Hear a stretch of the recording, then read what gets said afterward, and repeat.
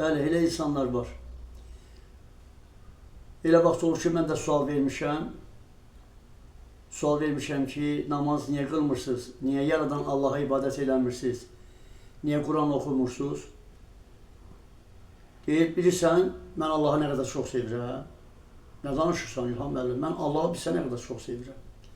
Mən Allahdan çox razıyam. Deyirəm ki, mən sual verirəm ki, niyə razı olduğun Allaha ibadət eləmirsən? Allahın göndərdiyi kitabı oxumursan, oxuya bilmirsənsə, oxuyanlardan niyə maraqlanmırsan? Niyə ibadət eləmirsən? Niyə Allahın əmrlərindən tabi olmursan? Bəs sən deyirsən, mən Allahdan çox razıyam. Bəs Allah da səndən razıdırmı?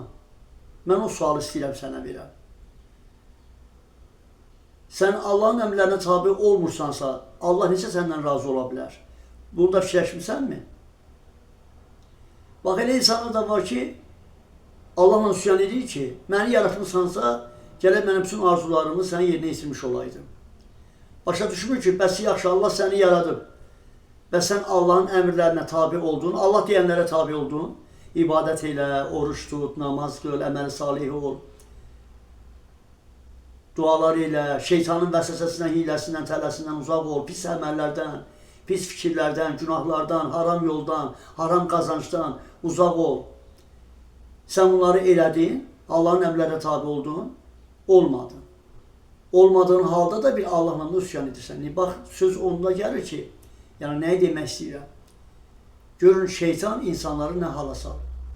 Halbuki Allah öncədən bizə deyib, şeytandan uzaq olun.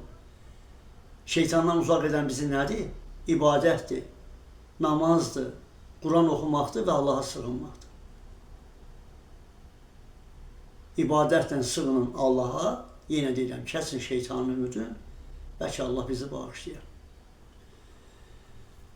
Allah sizdən razı olsun, çalışın bu sözləri işlə əməl edəsiniz. Biz də qabaqlar bilməmişik, eşidib əməl etmişik.